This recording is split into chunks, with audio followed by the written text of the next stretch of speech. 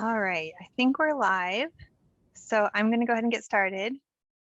Hi, everyone. My name is Lauren Nichols, and I work with ICF, and I have the pleasure today of facilitating a panel discussion between 4 state agencies on buyout programs, and specifically practical buyout program design considerations for breaking down barriers to program entry. And it's barriers to program entry primarily for applicants to buyout programs, homeowners. So I'm going to share my screen. Hold on one second.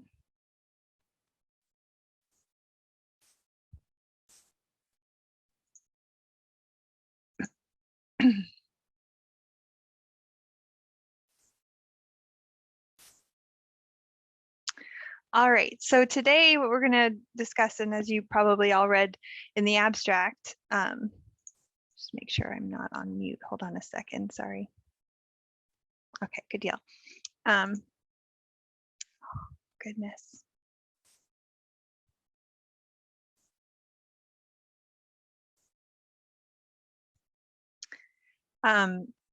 So as communities design buyout programs to purchase and convert high risk, repetitive lost properties into open space, recreational or mitigation areas, it's critical to ensure that program design prioritizes and describes all the details, logistics, and support services that are needed to sustainably relocate people to lower risk areas.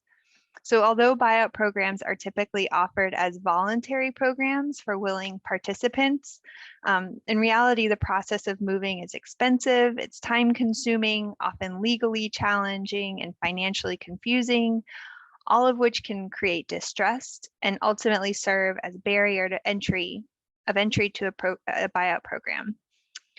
Furthermore, the cost of housing in lower risk areas is often greater than the sale proceeds for high risk or damaged properties. So during this panel discussion, participants are going to discuss practical programmatic solutions for reducing some of these barriers.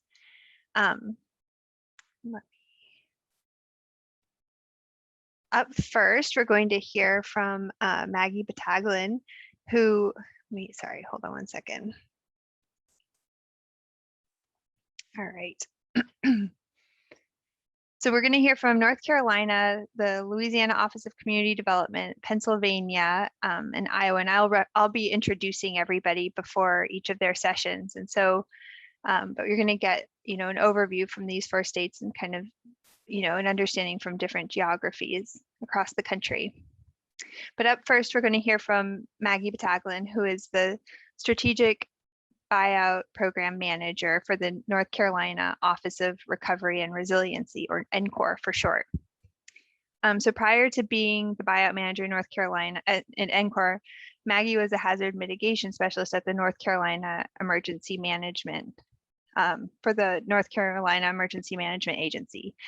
There, she led an effort to fund more than 170 acquisitions using FEMA hazard mitigation and public assistance grants after Hurricane Florence. As NCORE's buyout manager, she's built the Rebuild North Carolina strategic buyout program from scratch, where she's involved in all aspects of program design, partnership building with local officials, and she approaches her job with an eye toward how to make her program as supportive of the communities and its applicants as possible.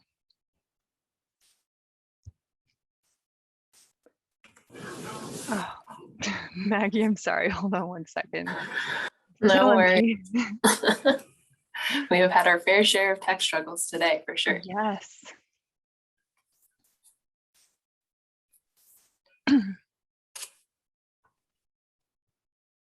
All right. Okay. Very cool. Yes. So hi, my name is Maggie, and I am the buyout manager for the North Carolina Office of Recovery and Resiliency. So this is just a brief overview of what I'm planning on speaking about. I'd like to provide sort of an introduction to our office and a program overview, some context on buyouts in general, the use of community development block grant funds for mitigation for buyout programs, and then some specific details about what we do and how we designate our zones and we collaborate with communities. So next slide, I guess, Lauren.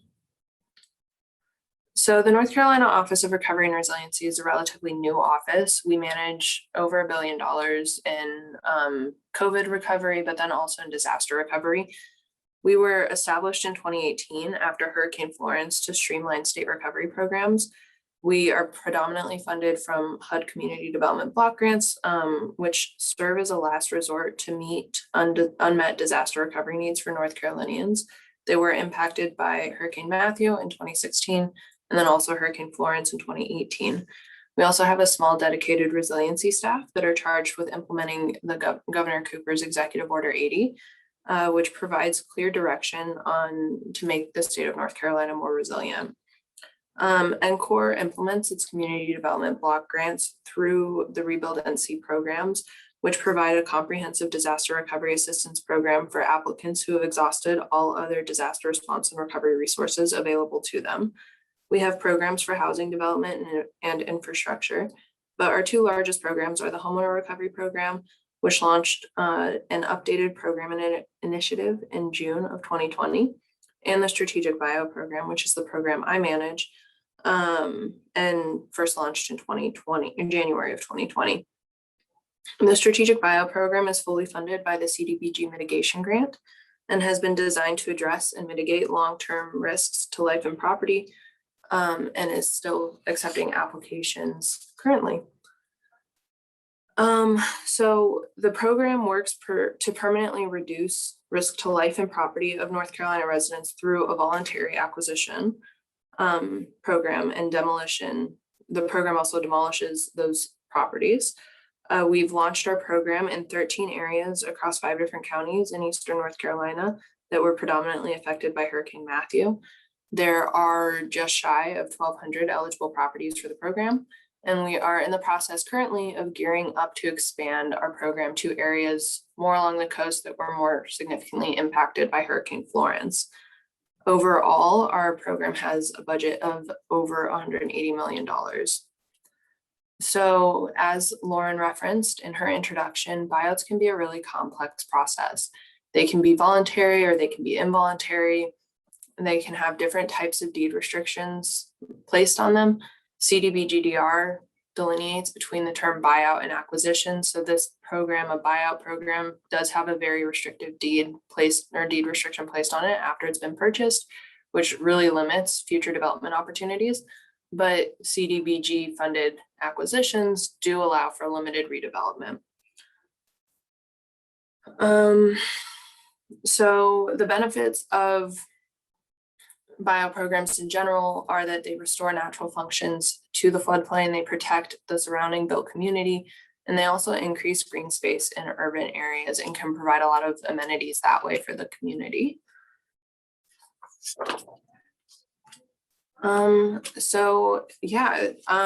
We fund, as I was mentioning, we fund our program 100% through the Community Development Block Grant for Mitigation, or CDBG-MIT.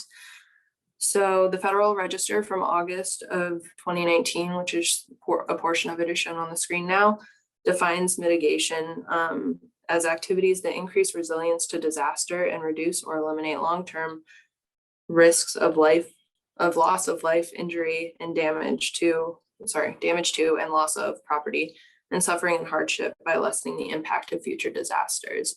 And so when we were designing our mitigation programs, we decided to fully fund buyout through this this grant because of the long-term impacts of the buyout program and the permanency of them.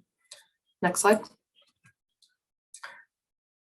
So some of the basics of CDBG-MIT and sort of bridging the gap between disaster recovery and mitigation and really making our efforts more forward-leaning and more future-focused.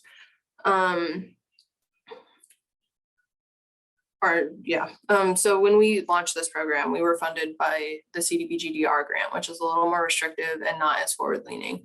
As we were allocated additional funds through the mitigation grant, we pulled some of that funding, or we reallocated some of our funds so that this program was 100% funded by mitigation.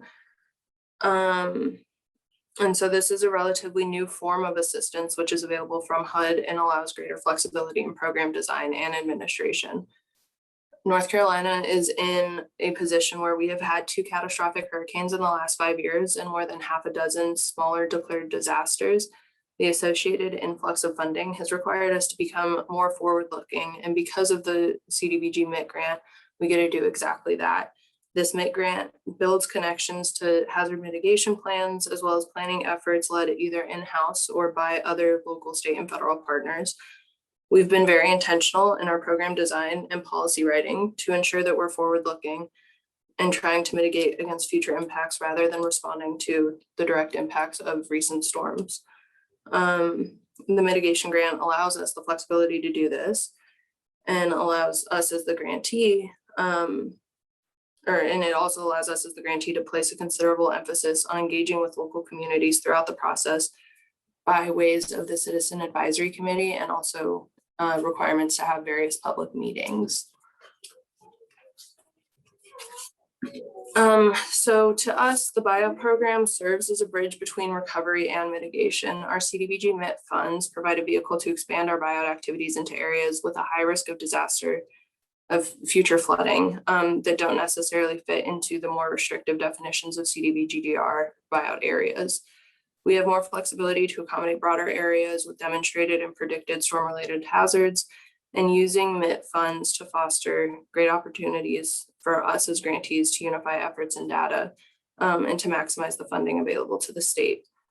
By moving this program to be fully funded by MIT, the buyout program has evolved to streamline our administration and our program design for applicants, by making our application process more streamlined and easier, and just making the general program administration a lot more streamlined and simplified as well.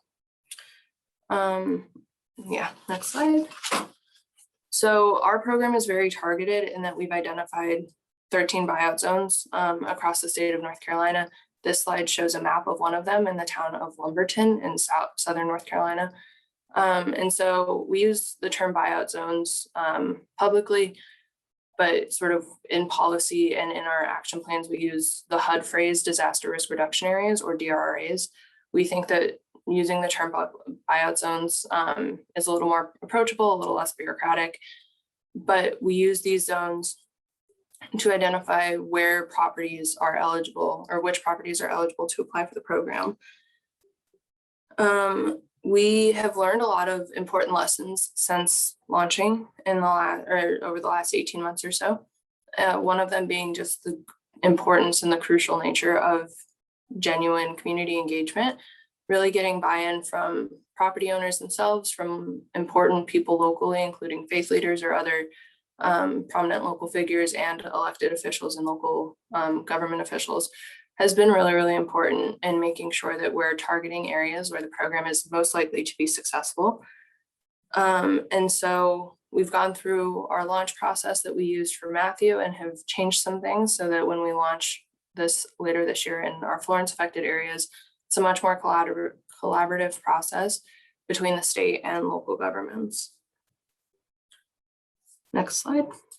So in designating our buyout zones, we use a bunch of different data that we look at. We look at inundation data for specific events if we have it available, such as Hurricane Matthew or Hurricane Florence. We also look at FEMA's severe repetitive loss or repetitive loss properties or properties that are adjacent to them.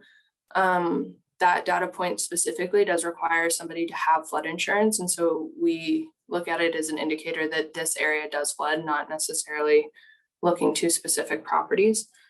We also look at properties that have either participated in the hazard mitigation grant program that NCEM runs, or have expressed interest in participating in that program and just for some reason were unable to. We also look at communities that have a really long history of participating in HMGP and try to see if we can identify communities that are checkerboarded, which means that there are parcels that are not under government ownership that have not been mitigated, interspersed among properties that have been mitigated.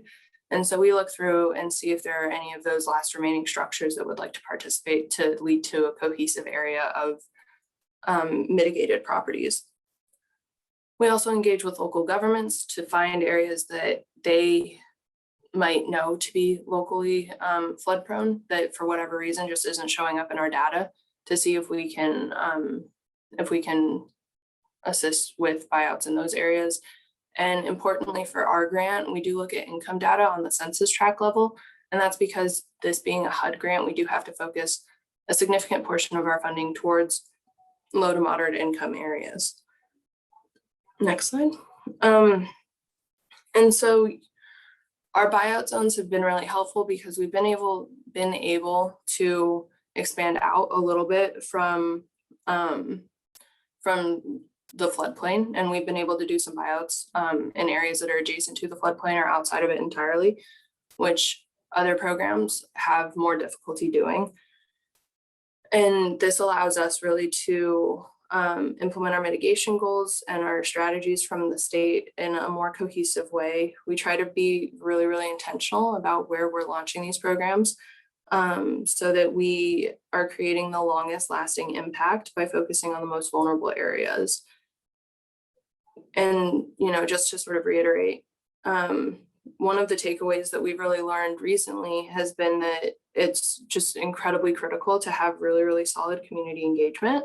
And that helps to ensure that there's program interest and that we're maximizing as a grantee our expenditures within the local government or the local communities, and that we're making our program as effective as possible for both our applicants and the communities that we're engaged in. Next slide. Yeah, so collaborating with communities has been sort of a passion project of mine. It is, like I've mentioned before, just critically important in this line of work. North Carolina, particularly on the eastern side of the state, is very rural and has a lot of smaller towns that have a very deep history, but that are also incredibly flood prone. And so there's just been a history of properties that, of communities that have really strong ties to the areas where their towns are, like the specific land that their towns sit on. And then there's also just communities that have been historically underserved or have had some bad experiences in the past and maybe feel like they don't have a voice in these kinds of decisions. And there's a pretty significant perception that buyouts are only a negative impact on the local community, and that they're synonymous with loss, be that the loss of a tax base, the loss of population, the loss of community. But we've had a lot of success in quantifying the impacts of those long-term sort of repeated recovery efforts, from rescuing people during flood events to repairing infrastructure over and over, and helping to encourage people to participate or to consider participating in the buyout program. We've also created a very supportive program of our applicants. We offer very generous incentives to people who participate. They're all driven towards encouraging people to relocate in the same community, just in safer, less flood-prone areas. And we have supportive services such as housing counseling, and we can help clear up some title issues, which can be barriers to applicants actually being bought out.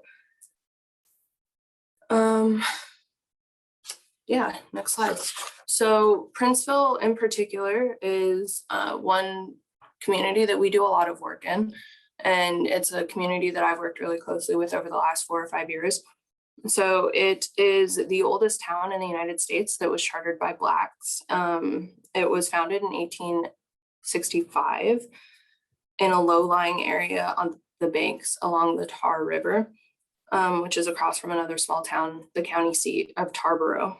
It's actually so low-lying that when George Washington passed through the area in the 1780s, I believe, he mentioned how flood-prone it appeared to be in a diary entry. Due to the local topography, Princeville has suffered persistent flooding throughout its history. When Hurricane Hazel flooded the town in 1954, the Army Corps built a levee between the town and the river. And so since the 1950s, the flooding problem has become a lot less persistent, but when Princeville floods now, it's pretty catastrophic. And so it's flooded twice in recent years, or in the last couple of decades. First after Hurricane Floyd, which happened in 1999, and then again after Hurricane Matthew in 2016. Both of those storms left over 20 feet of water in the sort of core of the town. So Princeville's history, I guess, is that they decided, well, the state of North Carolina decided to do an acquisition only H&GP program after Hurricane Floyd, and the town of Princeville didn't want to participate because they did not want to lose their town. And so town leaders saw that a buyout program as an affront to their history and the legacy of their forefathers. And so they engaged with leaders across the country, and were actually able to have significant investments and promises made from celebrities and from other people, as well as government leaders. And President Clinton in 2000 directed federal agencies to study how to limit Princeville's flood potential in the future. Sadly, the Army Corps took 16 years to do a study that finished in April of 2016, only for the town to flood again 6 months later in Hurricane Matthew. And so none of the changes that the Army Corps recommended to the levee would have, none of the changes that the Army Corps recommended had time to be made. So after Hurricane Matthew, the town and the state government really worked closely together, and the town slowly started to open up to the idea of doing buyouts. The state and the town have partnered in purchasing adjacent land that is just right outside of town, but up a hill and a little bit less flood prone, or significantly less flood prone, that we're working on moving the town towards. And in 2020, last year, they agreed to participate in the strategic buyout program for the areas of town that are the most flood prone, which is one crucial step towards moving the core of the town back further away from the river. Next slide. So buyouts are a tool that can be really, really important and crucial for the resilience, the long-term resilience of local communities. We can provide property owners with financial incentives to help them move away from harm's way, and give communities sort of forward-looking mitigation strategies.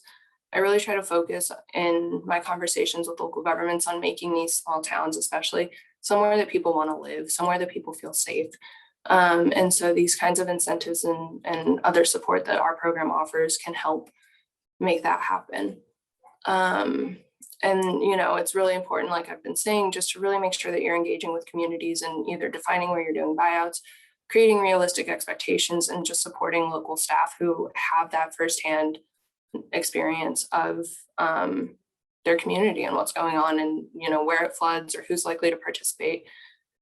And so we're really excited to apply all of the lessons that we've learned through Hurricane Matthew development to our Hurricane Florence launch, which will occur later this year.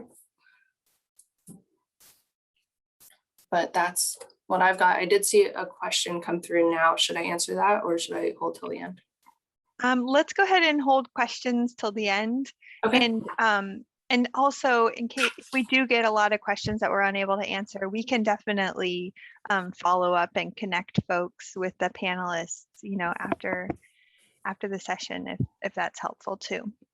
Absolutely. Well, that does it for me. Thank you. Thank you, Maggie. That was wonderful. All right, guys, hold on one second. I'm going to see if I can do this without having to stop sharing my screen again. All right. Excellent. Okay. Thanks again, Maggie. So up next, we're going to have a presentation from the Louisiana Office of Community Development. Presenting today from OCD will be Dan Reese, who's the Deputy Executive Counsel. He's served as legal counsel for the state of Louisiana's Office of Community Development Disaster Recovery Unit for more than 14 years, starting with the recovery from Hurricane Katrina and Rita. Those events occurred in 2005, and then DRU started, and Dan started with them very soon after the creation of the agency responsible for managing recovery from those major disasters. So at OCD DRU, Dan's responsibilities include providing legal representation, counsel, and informing policies and procedures for the agency's housing, economic development, and infrastructure recovery programs. And that agency is responsible for more than $16 billion in CDBG, DR, and mitigation funds made available by HUD for recovery from 9 major disasters since Katrina. And with Dan is Portia Johnson, who's a staff attorney with OCD-DRU, and she joined the agency in 2016 as an advisor for one of its rental programs created after Hurricane Katrina, and has been helping with the buyout programs following the catastrophic flooding in August of 2016. And she's helped design the buyout programs and affordable rental and resettlement and replacement programs and policies. So with that, I'll hand it over to Dan and Portia. Okay, good morning. So I'm going to give a brief overview of our startup in the disaster recovery fields after Katrina and Rita, our buyouts associated with that, and how it has evolved since then to the point that we actually now have resettlements where we're building new communities as in addition to just buying out. And then Portia will be speaking on the specifics of one of those resettlement efforts. So following Hurricane Katrina, we had what we think still might be the largest housing recovery program in United States history, or close to it, if still not the largest. We had 260,000 applications for our rebuilding and recovery program. And in that program, we had 3 options.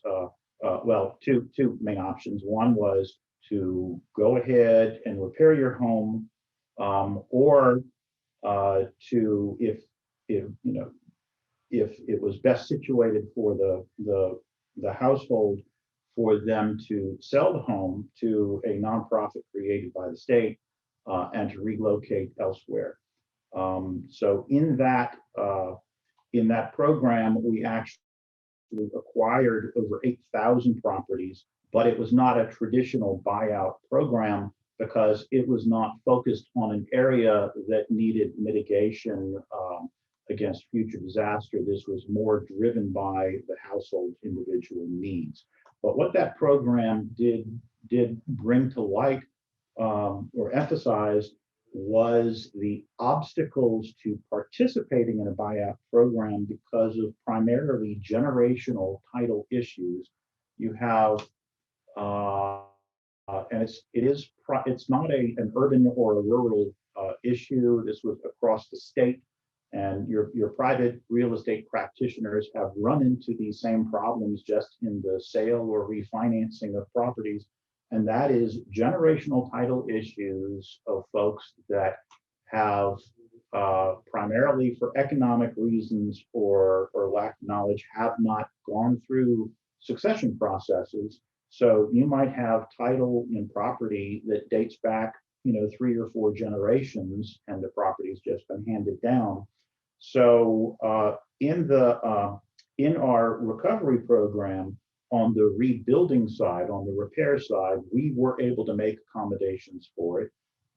And something that may be particular to Louisiana law was that we were able to, through the use of an affidavit, spelling out the lineage, the ancestry, who are the names of the heirs, and that there was not a last will and testament, that under Louisiana law, that automatically places people in ownership. But that only works on the repair side. And so for those people that wanted to do the buyouts, we did need to be able to actually get them put into possession. And so that did stand as a significant obstacle to some folks. And so, but ultimately on that emulating that process that we were doing on the rebuilding side, the legislature then created a small succession process that is more geared towards an affidavit process without the larger need for an administration of the program. But how that has evolved, how we have evolved since then, is we have in the National Disaster Resiliency Program that was associated with the funding in 2012 from flood disasters. We did start through an application there, a resettlement program of focusing on a given area that was actually eroding away, an island on the coast eroding away, and resettling the residents there as a group to a new community. And then in the 2016 floods that we had in Louisiana and got appropriations for, we were then presented with a situation that is becoming more and more common, and that is households that have received prior federal funding, but have not, which is a condition of that prior funding, maintained flood insurance. So in the situation of a later disaster, a later flood that has caused disaster, is actually statutorily prohibited that we go ahead and provide recovery assistance to that household because of the lack of the flood insurance. And we were then presented with a situation that Congressman Graves of Louisiana had been working with the NRCS, which is an office within the U.S. Department of Agriculture.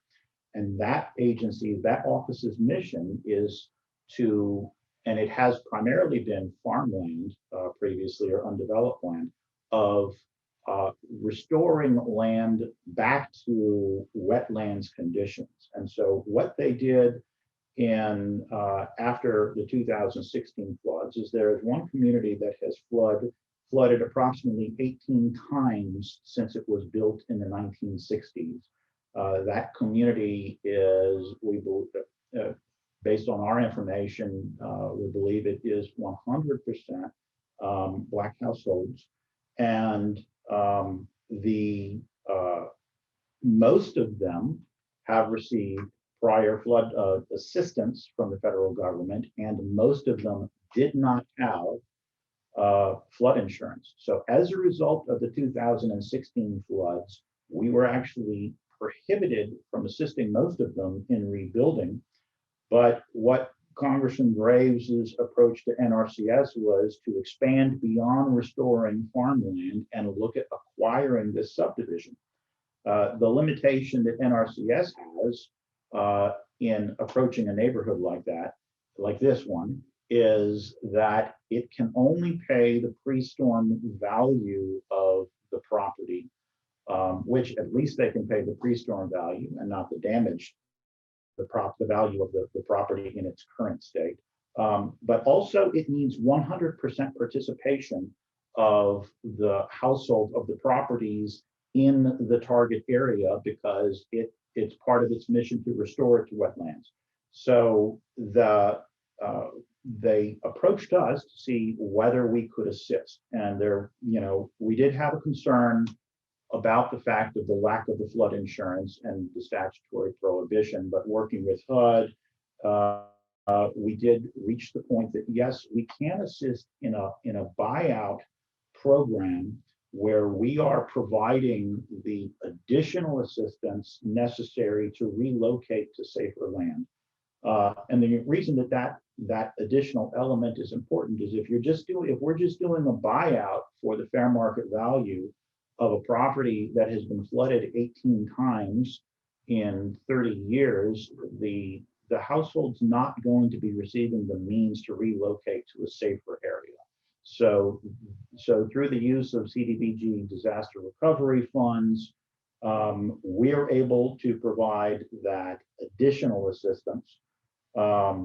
And one of the limitations, though, from a factual standpoint, this is not a legal one, but in this particular community, it's a relatively rural parish, and there was not replacement households available, even with us giving them the money to bring them up to a higher purchasing ability. So that steered us towards actually selecting this community as one to do a resettlement overall, which got us into land acquisition and construction. And so we are well underway in moving that community. And so that's our our major background, and so Portia's going to get into the more specifics. Good morning, everyone. Thanks, Dan. Right, so as Dan was saying and describing, this community is exclusively African American, majority low to moderate income, and also majority elderly. And so they have a real sense of community and neighbor, everyone sort of helps each other, and they voiced to us that it was really important for them to sort of stay together, and so with the barrier of not having enough housing stock in this area, we really, said that we have to, in order to make this work and be successful, we have to give them what they need, meet them where they are. And thankfully, we are able to make it work to where we could build a community for them and help those that wanted to move together, and then also help those that wanted to move elsewhere. Next slide, Lauren. So again, this slide describes some of the homes that we are building for them and how we are working to obviously create, increased resilience. Of course, we're building outside of the special flood hazard area, but then also building the homes so that they are elevated, they are, built with fortified construction, and resilient in every way possible for that. Next slide. So here again, we're talking about participation, right? We knew going in that the NRCS portion needed to be, they had to have 100% participation. Obviously, we were shooting for 100% participation as well. And again, to get there, you have to meet people where they are. You have to have consistent and accurate, communication always. And that's so important. Maggie talked about that in her presentation earlier about really having outreach and communication with the people that you need to participate, and really being there for them. And again, being where they are, having people that are relatable, having people that can really talk to them, having strong case management, all of that is important. And of course, even if we didn't get 100% participation and couldn't use the NRCS process, we always have to be wary and trying to avoid checkerboarding in our programs. And even if we weren't able to use NRCS, we still wanted to get enough participation to be able to demolish the homes that we could get and have enough space where returning it to wetlands or the floodplain could help the neighboring communities. Next slide. So again, on the next couple slides, we're going to get into ownership issues that Dan talked about earlier, and clearing title, which is always a huge barrier. Paying for replacement housing or building the replacement housing, which we're going to talk about, and then housing counseling and financial fitness. So first, like Dan was describing earlier, it has to be a major consideration when you are developing a program about what kind of title situation you have to acquire the homes.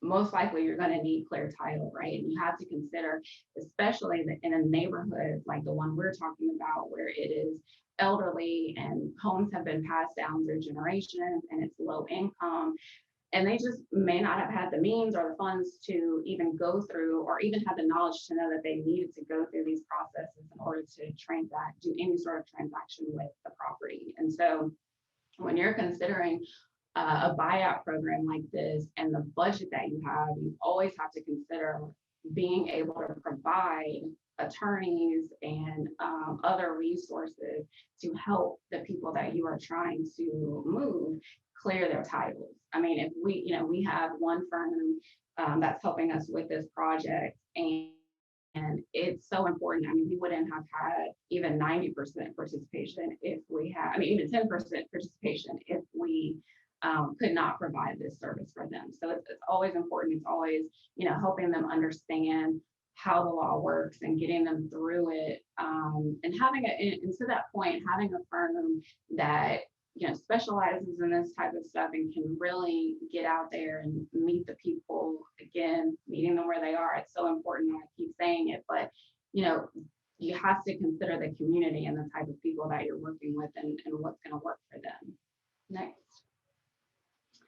And then again, ensuring there's adequate housing stock or a way or a place for them to go. I mean, you can't, even if you're going to throw, hundreds of thousands of dollars to give to people, if they have no place to go that is convenient and what, leaving their home is a big deal, right? And so if they have no place to go that they feel like they can see themselves in their future and in their community without losing that, they're not going to go, and so we really had to consider, first of all, how much money over their fair market value for the buyout portion that we could pay to move them somewhere that is out of a flood zone, out of a flood hazard area, and that's in an area that's lesser risk for that, because what good would it do for us to move them from where they are to a place that when the next hurricane or the next flood comes, they'll be in the same situation, right? And so giving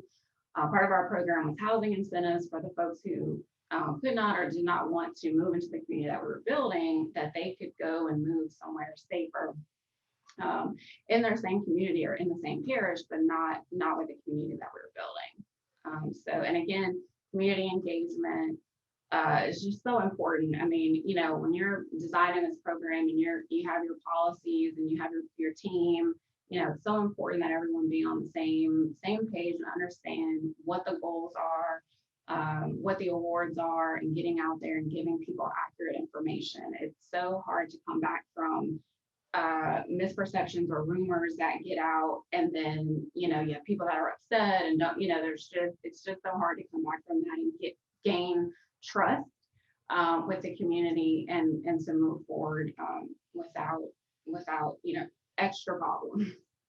Next slide. And then part of our program requires housing and financial counseling, particularly for those that are going into the new community that we're providing housing for. I mean, these folks, you have to think about, they probably haven't had to pay property taxes for a while. They haven't had insurance and just other costs that they may not be used to paying with the home or wherever they're living currently, that they will then have to pay once you move them into a house. And so you have to consider, like, just giving them a house without setting them up for success in every way they can could sometimes be a detriment. I mean, you give them a new house, but they don't know how to take care of that house, or they don't have the means to pay for the things that it takes to maintain the house, it can be a detriment. Obviously, that's not what we want. We are trying to set people up for success and give them all of the resources, counseling, anything that they need, so that once we have moved everyone to the safer area, that they can continue to grow and be successful. I think that's it. Thanks. Thank you. Thank you, Dan and Portia. Such a great couple of examples and things to consider.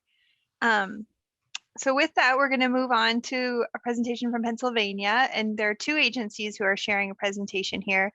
First, we have Donna Enrico, and Donna Enrico she's the CDBG program manager at the Department of Community and Economic Development for Pennsylvania.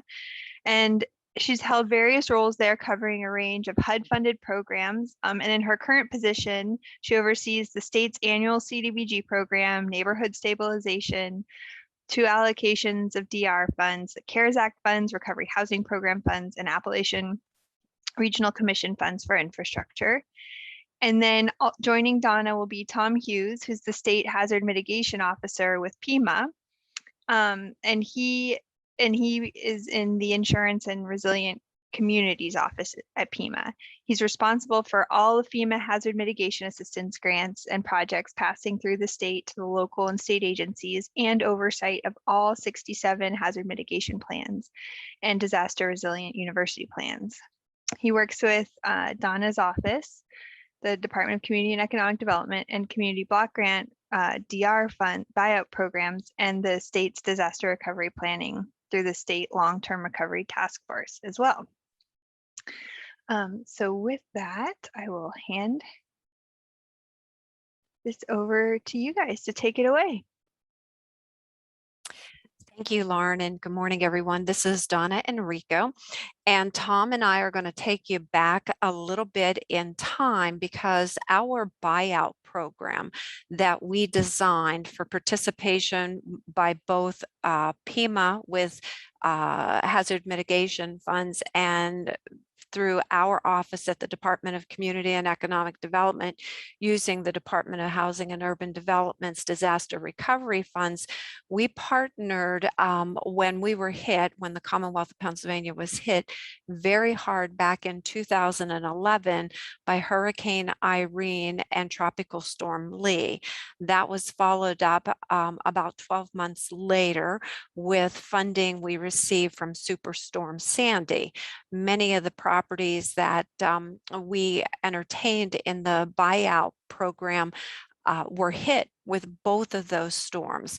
It's not a process. The buyout process is not one where you go in immediately and are able to take care of folks immediately. As one of our other presenters said, we come in really in the back end trying to meet a lot of the unmet needs. So today, Tom and I are going to talk about that program that we developed in tandem, how it helped to sort of fold into the state's recovery plan with the county plans, et cetera, and some of the considerations we had. We're going to talk a little bit too about the stakeholders' roles.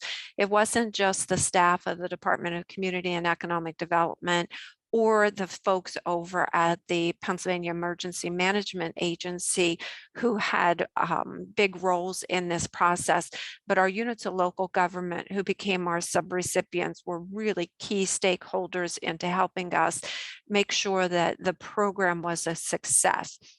And where we identified that we had some weaknesses or some holes in our capacity, we went out and we also contracted with other entities to help fill those holes so that we could make the program a success and ensure that we were meeting all the compliance requirements.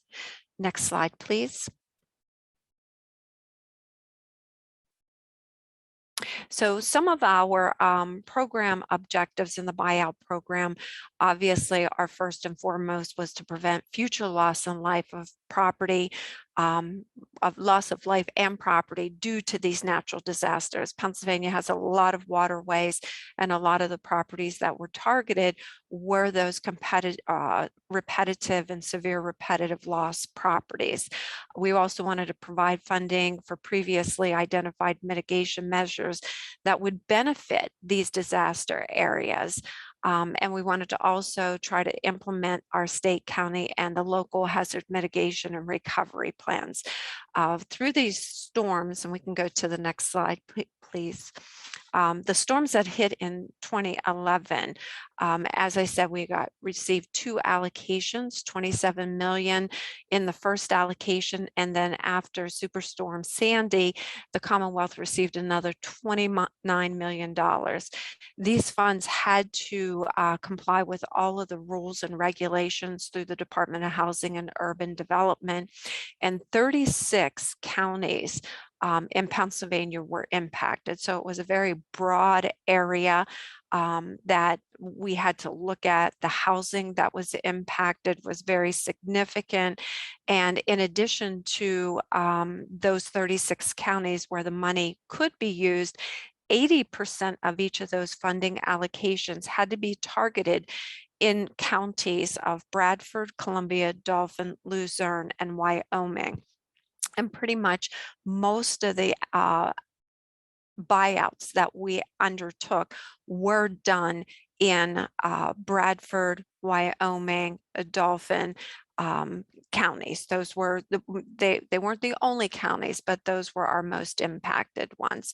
So I'm going to turn it over to Tom at this time, and he's going to talk a little bit more about how we started the program.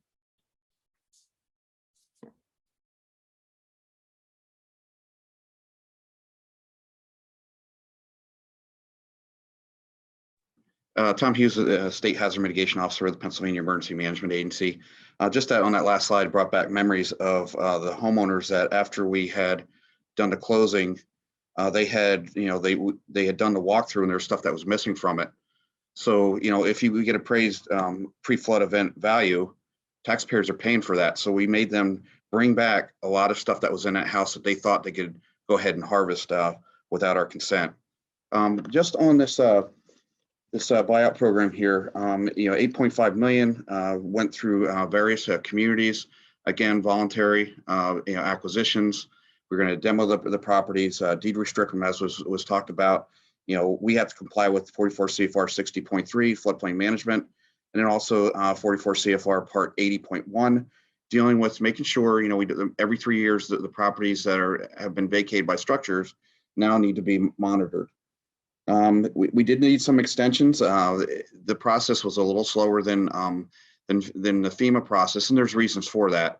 But we did have to go for extensions, and again, primary residence, and also those 1 to 4 single family units that are in the FEMA identified special flood hazard area. That was one of the requirements as well.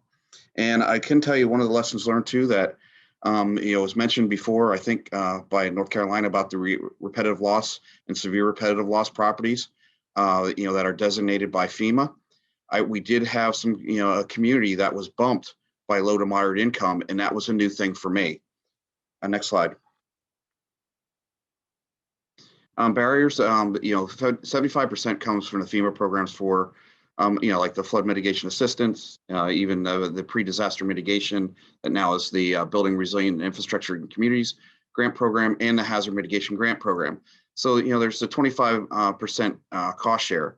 And so with the city of Harrisburg that we'll show you, we were able to get the 25% match for a 2015 pre-disaster mitigation FEMA grant award for a sinkhole that was caused by the flooding that we had from what we call disaster 4025 and 4030, which was Irene and Lee.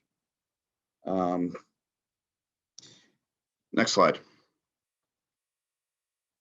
Then also the communication between the agencies. There were some terms that I had not heard of. UGLUG. I don't know where HUD came, with that. Where'd that come from? So we needed to communicate quite a bit. We were talking different jargon, and I think that worked out really well. Talking to each other to figure out how we could fit into both programs. And then I'll turn it over to Donna.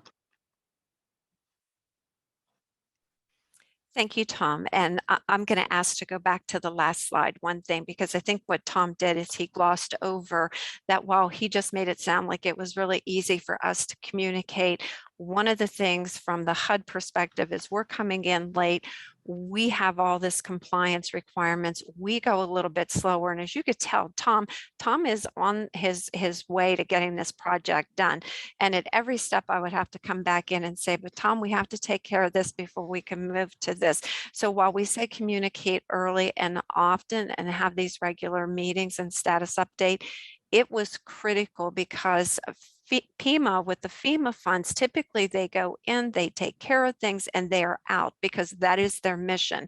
HUD comes in on that back end, and our mission is we take care of it as we need to, and we're sort of mopping up everything. So it was one of those things where we had to slow down, and I had to get used to the lingo.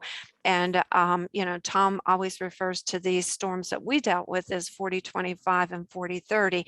I would always refer to it as the HUD public law 112, 155, and 113.2. And so we were always having to say, are we on the same page here? So the communication was definitely critical for our two departments to work with each other. Next slide, please. And another barrier where some of our communities were uncertain or unfamiliar with the program.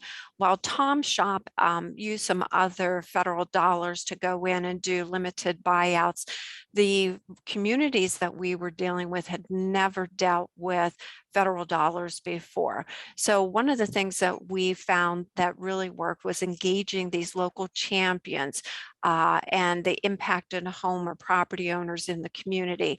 We would go out and we would arrange to have meetings locally. Those meetings didn't occur during our work hours. We had them in the evenings, we had them on site, where those that were impacted had easy access to the meetings. They knew who was there because they were familiar with their local government officials or somebody else in the community who was a champion for them, or who they would really have confidence in, that, you know, it was one of those things, I'm here from the government to help you. Oh yeah, really? So we really found those local champions. Maintaining regular relationships through on-site meetings and promptly addressing concerns. I believe at most of our meetings as well in the targeted communities, the press came.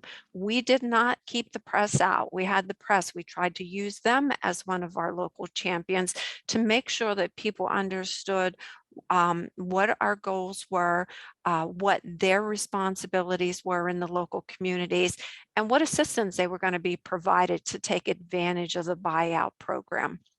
We also had to take a couple steps back and say, not everybody's going to be ready to leave. And I think you've heard that in the previous two presentations, is that these are people's homes. These are their lives. These have where they've built their memories. You have to work with them. You just have to have patience to understand their plight and to really just be patient. And it may take a little bit longer, but in the end, some may just want to stay, and you just have to accept it and move on. And again, as I stated, communicate the benefits of the assistance through your local newspapers or your local press corps, so that they can help you to get the message out and get it out in the right way. The next slide, please. So as I said earlier, we needed to assess what were our strengths at DCED and what were the strengths at PEMA. And early on, because we had at the Department of Community and Economic Development, we had never really carried out a large program like this. And in our annual CDBG allocation, we rarely do acquisitions for any type of redevelopment. So it was very new to us. We did know that PEMA had the expertise. We were not afraid to go and ask them for their assistance. Obviously, you know, we had to work with each other's schedules. We had to work with each other's staff. But what was really nice is that PEMA, with their staffing, were able to place their own staff in each of the communities. And so there was one person from our agency who worked with Tom's staff in each of the communities, and the communities knew who they wanted to go to. But we also recognized too that with a small staff, administering multiple federal programs as well as multiple disaster recovery grants, we still had some gaps that we needed to fill. So we went out, and in those gaps, we put out requests for proposals for consultants to help us build the program, do some of our administrative work in doing our consolidated plans and our amendments, but also helping to really create some robust guidance, policy guidance, and forms and templates so that each community didn't have to think about that.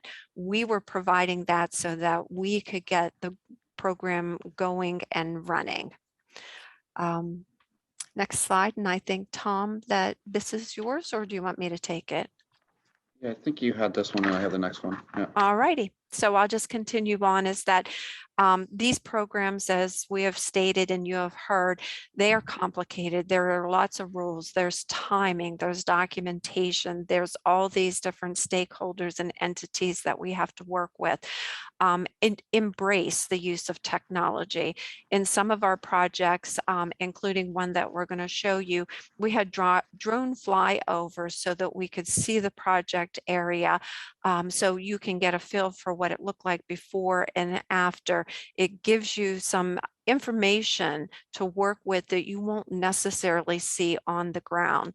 The sharing of documentation in real time through, we used Office 365 and some other programs so that we could get the documents to each other in a timely fashion and keep the program going. And also treat your documents as living documents. As conditions change your documents. Through the HUD programs, there are a lot of things that during monitoring or review by the Office of the Inspector General, they want to know why things change.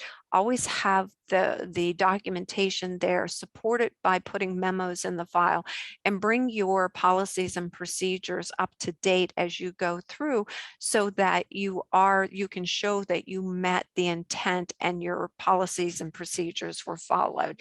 It also helps with keeping all of those who are voluntarily participating in your program to understand and know, yes, this is what we followed. Here's your next steps.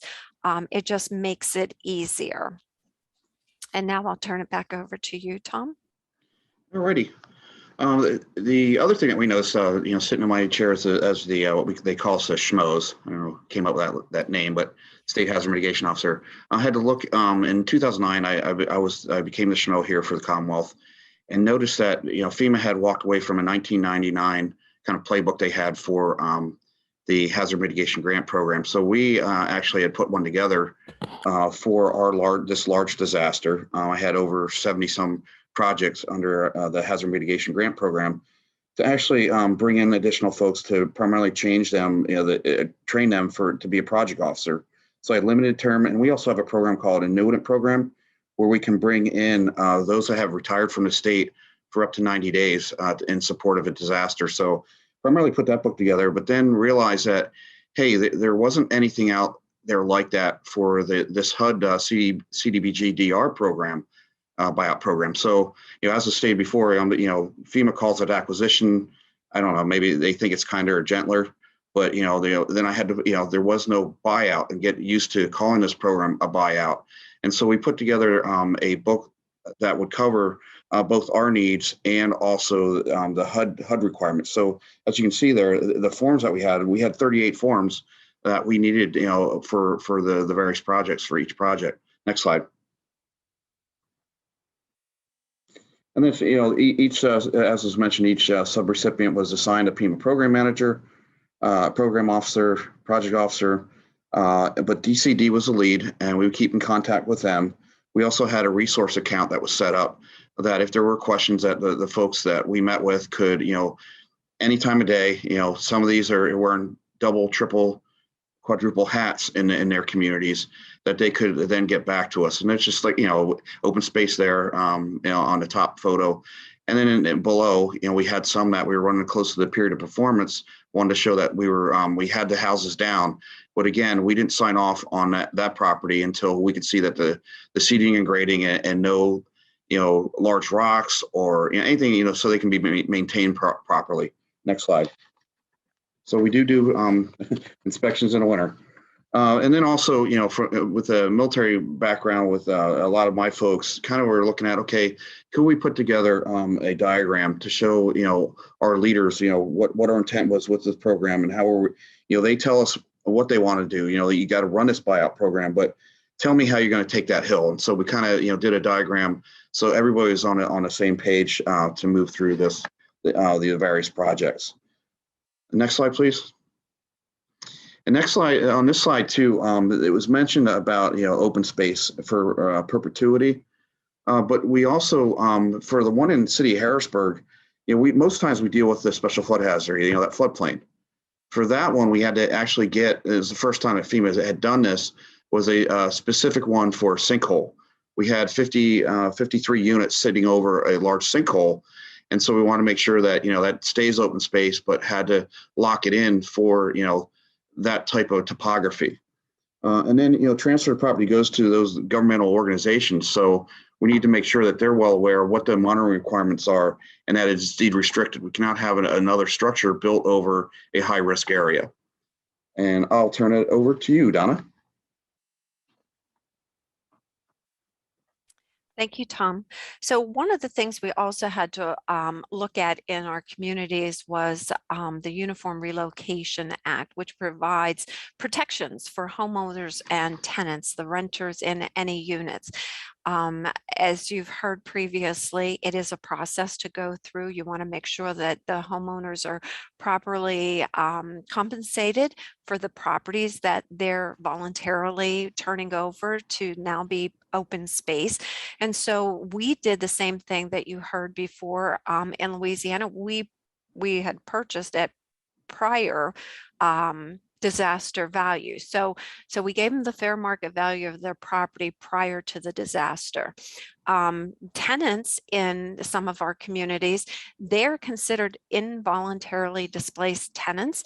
And so they received relocation payments and advisory services.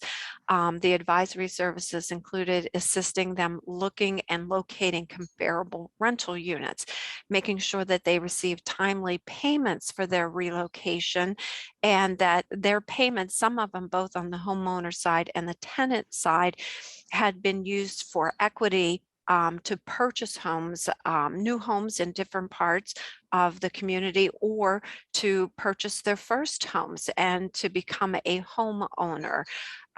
New units had to be equal or in better quality than the vacated units. And as we tried to say in some of our troubleshooting and some of the issues that we had encountered using different funding sources with different rules, the FEMA tenant relocation payments, they provide a one-time payment of, I think it's up to $7,500. Tom, you can tell me if I was wrong there, if I'm not remembering correctly. But in the HUD world, if you were displacing a low and moderate income tenant, they were eligible for some additional assistance if their new rents exceeded what they were paying. And that did happen in some of our communities. So it was just interesting to have to, again, kind of work with PEMA, explain to them that we weren't going to just give out $7,500. We had some other rules to meet. So again, keeping our dialogue open and communicating why we did things really did help us move forward. Next slide, please. And hopefully Tom will chime in on this one as well. We were very, very excited about this property.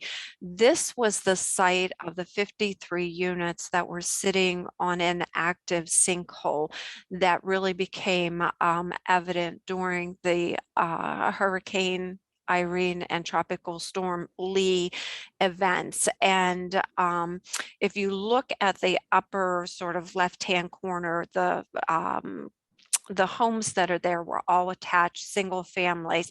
There were 2 rows sitting where you now see the open space here. We have a pathway going around it. We talked about our critical stakeholders.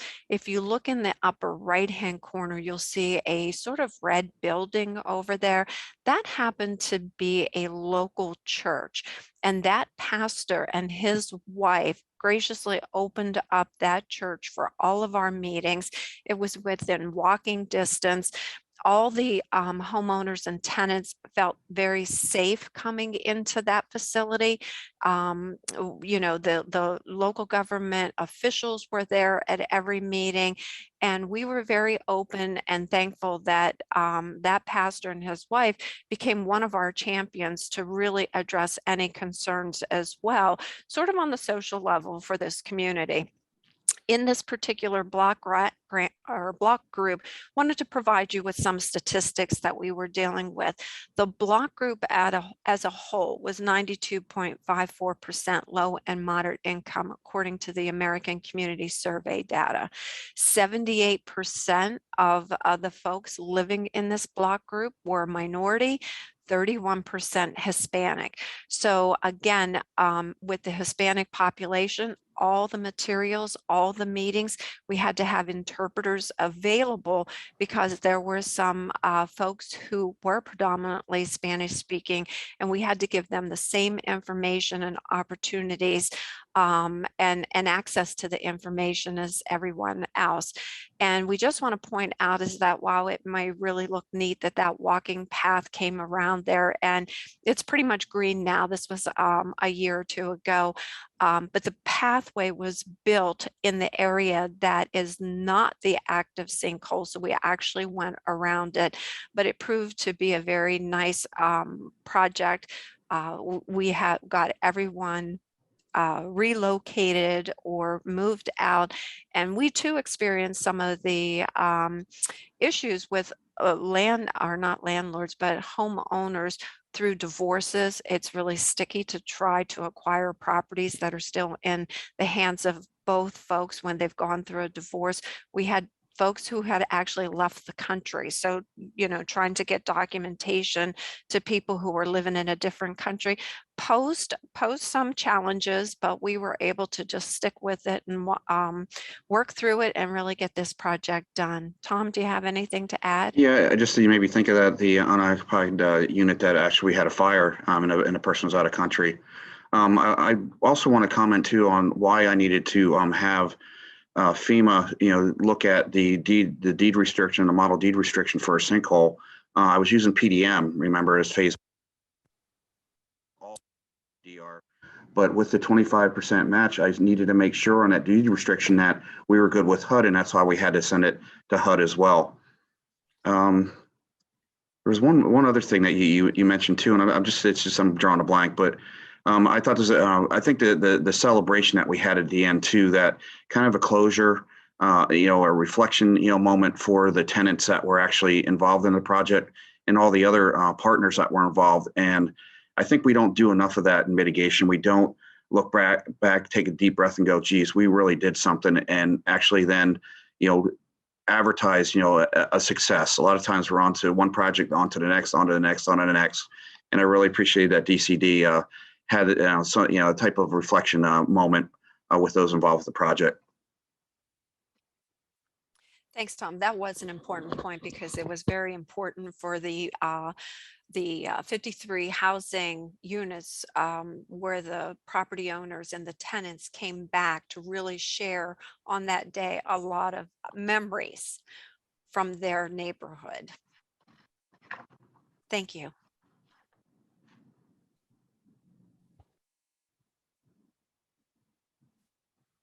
Thank you, Donna and Tom. So in hearing from North Carolina and Louisiana and Pennsylvania, we've heard a lot about kind of how the sausage is made and all the federal requirements. And as there are increased number of buyouts occurring across the country, and frankly, the vast majority of them will be funded by one or more different federal funding sources. You can see that there are a lot of rules, regulations, and then also layered with, kind of local and state laws. And all of these things are, they take time and effort and, and thoughtful leadership to kind of navigate through. And, one of the great things that I think one of the lessons that kind of shone through for me from all three of these sessions is that the folks working at the state and local levels are trying to do everything that they can to distill all these requirements down so that the burden of those requirements is not felt by the survivors or by the sellers who are selling their home, and trying to make the process as easy and clear and understandable as possible, and then also making sure that on the back end folks are set up for success as they move to their new homes. For all of us who've moved in the past, we know that moving is it's a very emotional experience, and then when you overlay a move following a major disaster, trying to minimize that administration and paperwork can be just that can make or break the decision as we decide to make that decision. So the the fourth presenter and our final presenter for the day is Ann Schmidt, who's part of the disaster recovery. She's the disaster recovery team leader for Iowa Economic Development Authority. And Ann is actually going to be presenting another side of this coin, which a case study on how strong front-end planning and engagement can help protect homeowners and renters from having to experience this. So with that, Ann, I will hand it over to you. All right, sounds good. Thank you, Lauren. First, I just want to say thank you so much for the opportunity to be here. I'm pleased to be on this panel, and I've had the opportunity to hear a few of the sessions on Managed Retreat, and I'm just so inspired by the work everyone's doing and happy to be a participant here today. So just like all of the other recipients, I work with the Federal Housing and Urban Development, Community Development Block Grant Disaster Recovery Funds. As you may or may not know, the spring of 2019, the state of Iowa saw substantial flooding on both of our coasts, our east coast of the Mississippi River and our western border, the Missouri River. Predominantly, the impact occurred in southwest Iowa along that Missouri River border. And so that's the area that I'll be talking about today. Of course, the state's goal was to quickly turn funds into high value construction for recovery and rebuilding to really fit the right funds with the right projects. We've heard a lot about the regulatory burdens of all of the programs, and I think it's important in the planning phase to really find the greatest use of each fund, knowing those requirements of each program. So the following slide deck are slides that we prepared about 18 months ago to communicate some of the challenges in understanding risk, particularly as it relates to floodplain mapping. And so these slides that I'm going to share with you with some modifications for this session were used to communicate complex regulations and timelines that to affected citizens, elected officials, and most importantly, state leadership who was approving the types of programs we were designing to meet those remaining unmet needs. It was used to inform program guidelines and eligibility, to think about future impacts to low and moderate income citizens, and to plan for future development outside of risk areas. Next slide. So this is just the cover slide that we used when we talked to communities, just to sort of set the tone of this is just an informational presentation to sort of let you know what we have discovered and how it's going to help us inform our plans. Next slide. So the geographic area of Western Iowa is unique in the sense that our western border, the Missouri River, ties closely to Nebraska, our bordering state, and we have a wide natural river valley from the river inland until you get to the Luss Hills, a uniquely topographic area of Iowa. And this low natural river valley has been prime area for settlement, agricultural use, and it has been developed that way through an intricate set of man-constructed levees. So I tied back to Maggie's comments earlier about a community sort of artificially protected by levees. You can go ahead to the next slide. So we'll be talking about that location, Pacific Junction, the community there in that natural river valley. But in order to talk about that, we have to understand a little bit of the history of the regulatory maps that apply to these counties. So Mills and Fremont County have flood insurance rate maps, or FIRM maps, that were published in 1988 to 1990. So those are the current effective regulatory maps for that area. If you're not familiar, FIRMs are issued by FEMA to regulate floodplain development. They are helpful in when lenders determine to require flood insurance as a loan condition. They often are used to set flood insurance rates and eligibility, and they're necessary for compliance with federal programs and executive orders, particularly also for federal recovery programs. If you're familiar with Executive Order 11988 or the 8-step decision-making process, that generally means that when federal funds are invested in the special flood hazard area, you have to go through a decision-making process and make sure that the investment is protected through elevation or mitigation or some other thought process. So I'm going to go through some examples of maps. The text on here gets into the details, and you can read that as we go, but we can go to the next slide for the full example. You'll see here that Zone A, or the special flood hazard area, is what we would call the 100-year floodplain. That's the dark mapped area that really ties along that levee system, so close to the river and then in sections not protected by levee. The light shaded gray is zone B, or what we would call the 500-year floodplain. And in this case, this is all within that topographic natural river valley, but because of our intense levee system, that zone B is considered the 500-year floodplain, or not in the special flood hazard area. However, as far back as the regulated map of 1989, there's a caveat that states that that zone B is only protected outside of the 100-year by a levee, dike, or structure that is subject to possible failure or overtopping during large flooding events. Next slide. So as we talk about the community of Pacific Junction, you can see here that it's entirely in zone B, not special flood hazard area, would not be subject to flood insurance requirements or elevation requirements or any of those other triggers that a special flood hazard area would typically cause. But again, that statement that it's possible that the protective levee would fail. Next slide. So I'm sure most folks on the call are thinking, gosh, 1988, 89 for regulatory maps is pretty old, because in 2003, Congress funded FEMA's map modernization program. Furthermore, in 2007, the Army Corps completed an Upper Mississippi River System flow frequency study, which would help inform the profiles of the Missouri River here in this exact area that we're considering or looking at now. And FEMA does plan to update the firms on the Missouri River in the future. So what we're talking about here is kind of two paths. It's the divergent path of the federal agency and their role in regulatory map development, but then how that is affected or not affected by disaster events that truly change that risk. So as FEMA goes to update their maps, they also have a responsibility to ensure that existing levees, dikes, flood structures are certified or accredited to provide that benefit of protecting an area from the 1% flood chance. So typically it involves a licensed professional, an engineer, to get to those federal requirements that our previous speaker talked about from the emergency management side.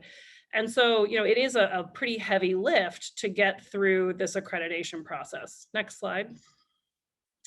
So what I learned as I kind of went through this history of saying, gosh, why are these maps so old? Why does it not seem to show the risk that when I look at data, I can see? And it appears that, in this geographic area, from starting in around 2015, FEMA started meeting regularly with our levee partners, with the local districts, but the districts just don't have the resources and capacity to sort of go through the heavy lift of that accreditation. And so I think there was this push and pull of a desire to have updated and current information, but also an anxiety of that current information could show greater risk than maybe the local communities were comfortable with. And so it was sort of everyone was dragging their feet on the process. But what results is that when you have those older maps, it makes it very difficult to enforce policy or programs that interpret those maps differently. So even before the 2019 flooding event, there was sufficient evidence through these conversations that the existing structures would not hold the freeboard of the Missouri River at that 1% flood chance. So go ahead to the next slide. Sorry about that.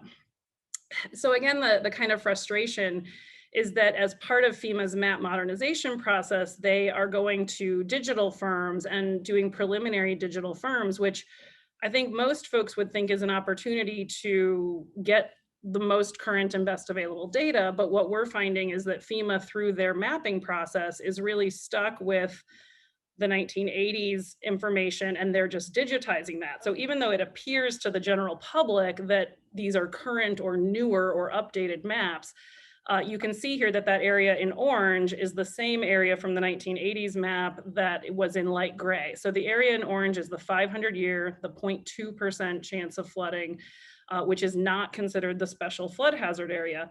The language in sort of the attention box is getting a little bit more prescriptive in saying that the levee, dike, or other structure that impacts flood hazards inside the boundary has been shown to not comply And as such, the firm will be revised at a later date to update the flood hazard. So again, we're getting this recognition that the map is probably not accurate in terms of flood risk, but nothing is changing that regulatory delineation of what is the special flood hazard area and what is not. Next slide. So although levees failed, several levees failed during the 2019 flooding event, FEMA is still planning to move forward with finalizing those digital maps. So the map that we just showed on the other page will be the regulatory map, the current digitized firm.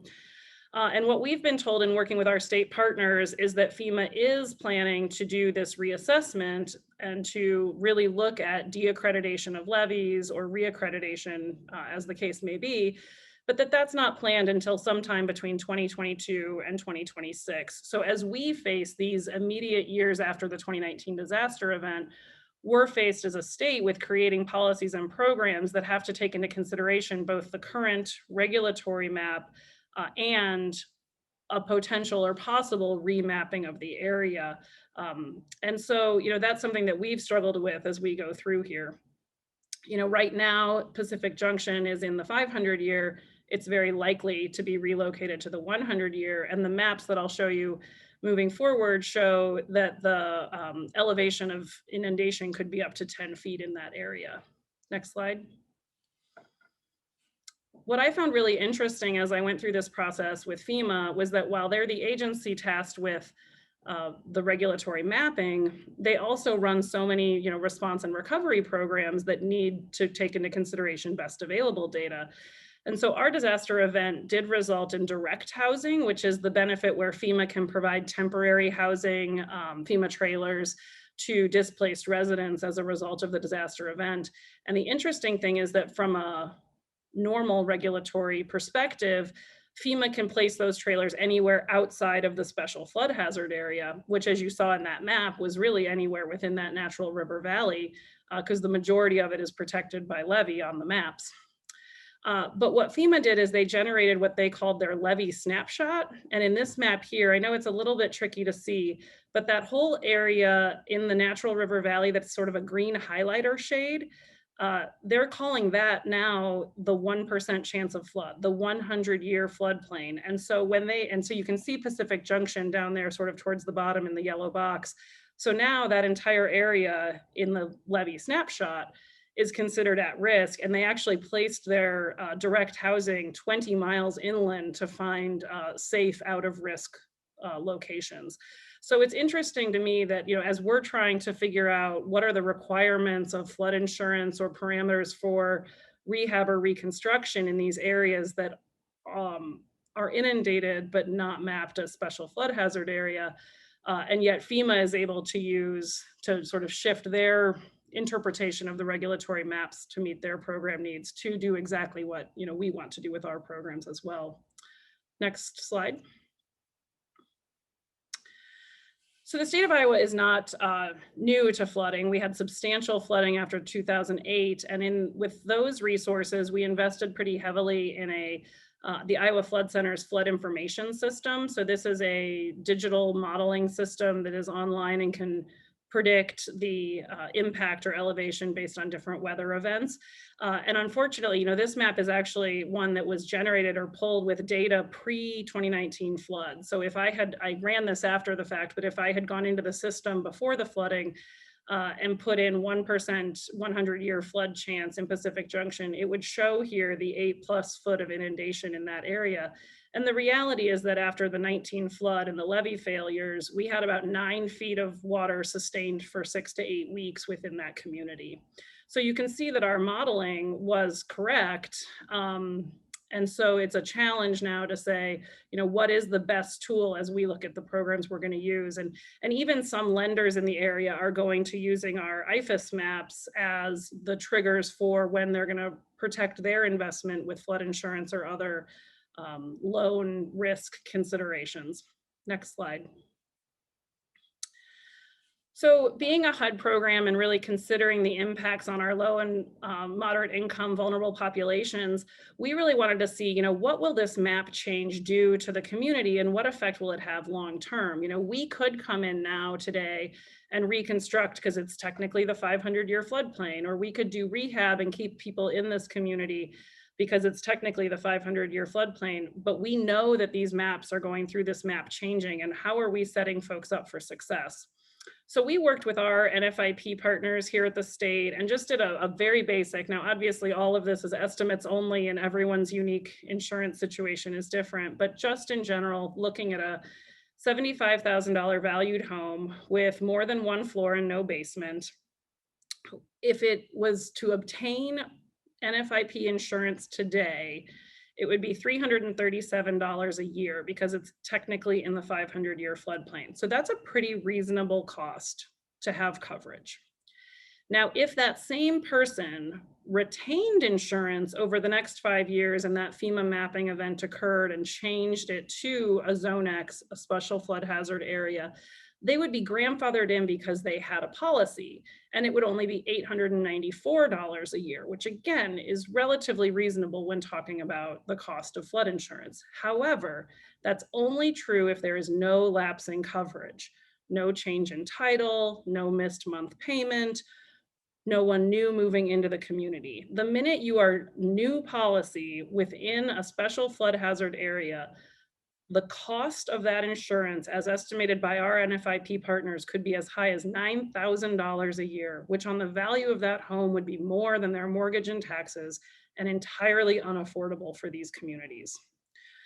So we really looked at, is setting someone up to a housing situation where the only way, as a previous speaker said, that they can ensure that they will be cared for in the future by programs is to obtain and maintain flood insurance that they can't afford. It doesn't seem like a path to success. Next slide. So we looked at what would the cost be to reduce the risk entirely. So this was just very early on preliminary cost estimates of 100% acquisition relocation of the impacted communities, the two largest communities, and then the unincorporated county areas of the flood inundated area after the 2019 flood. And as you can see, those total amounts totaled, less than the award that we had received in CDBG funds. Now, luckily, we're able to partner with our hazard mitigation grant program partners. So we are paying that local share where the community did apply to that program. And then we do have funds for a CDBG buyout if the communities didn't qualify or didn't apply for those HMGP programs. So we're really looking at finding ways to prioritize reducing the risk within these flood prone areas. Next slide. So you can see that this discussion of floodplain mapping really helped our state decide that we wanted to first and foremost prioritize the removal of improvements in the floodplain through buyouts. We had a very similar problem as the other communities or the other states have talked about today, in the sense that we've had very, very little new housing investment in these counties. Rural counties in Iowa have a bit of a housing crisis. And so at the same time that we're prioritizing buyout, we're also offering construction incentives to get new quality affordable housing built outside of the flood risk. Ideally, this would be outside both the 100 and 500 year. But again, that did come across some political pressure because there's not a regulatory reason to prohibit redevelopment in the 500 year.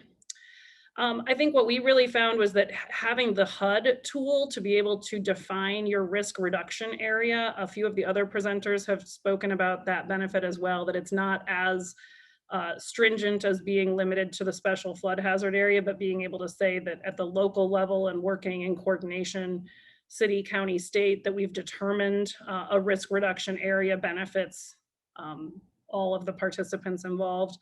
And then just knowing your maps, knowing how to look at the difference between an updated digital map and seeing that it's really just the old data in a new way, and really thinking about when is the next change coming and what significant impacts could result from a map change. Next slide. So just an update on where we are, just like all of the other states with these similar CDBG-DR programs, we received our HUD grant agreement in December of 2020. So 18 months after the flooding event is when we had funds available to participate.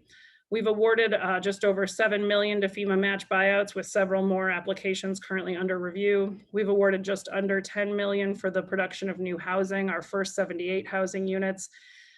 We are able to competitively rank those, and our first applications for new housing units were all located outside both the 100 and 500 year floodplain. So while we have to keep 500 as an option for reconstruction, we are scoring projects and ranking outside of all flood hazard area first and foremost.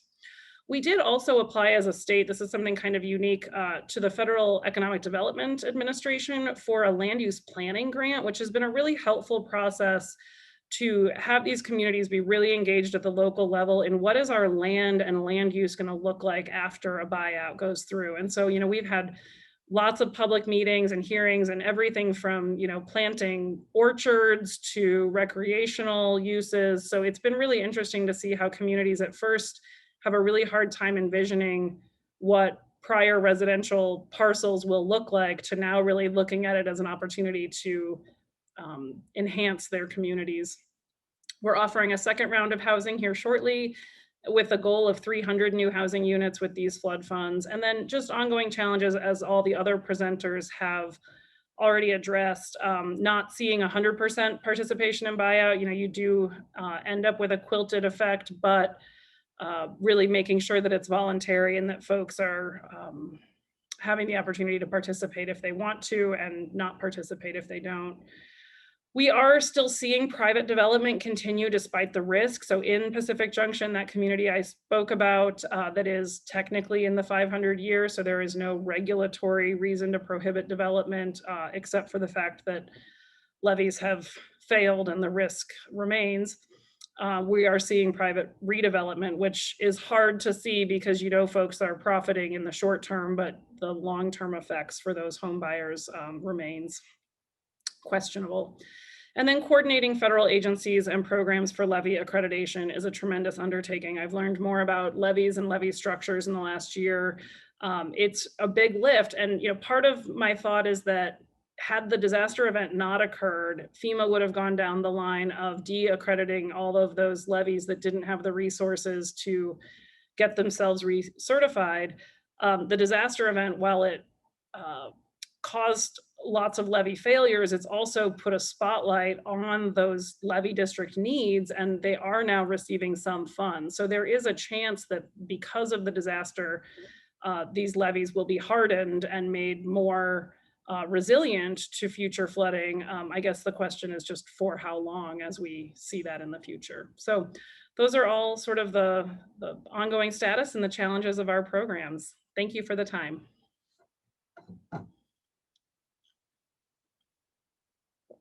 Thank you. Thank you very much, Anne. So unfortunately, we're at time, so we don't have time right now for additional questions, but I am going to get all the questions that came in from the chat and then the points of contact from our hosts in Columbia University, and they're going to send them to us, and then we'll be sure to make sure and get back with you and get back with you with any questions you may have. I think our points of contact are in the session. So if anybody has any questions that they, you know, they're all the points of contact for each of the states is included in the slide deck, and feel free to reach out if you have any questions from these great experts who've shared so much and have lived through so much with the buyout programs. So thank you again to all our panelists for participating. It was a great amount of information, and take care. Have a great weekend.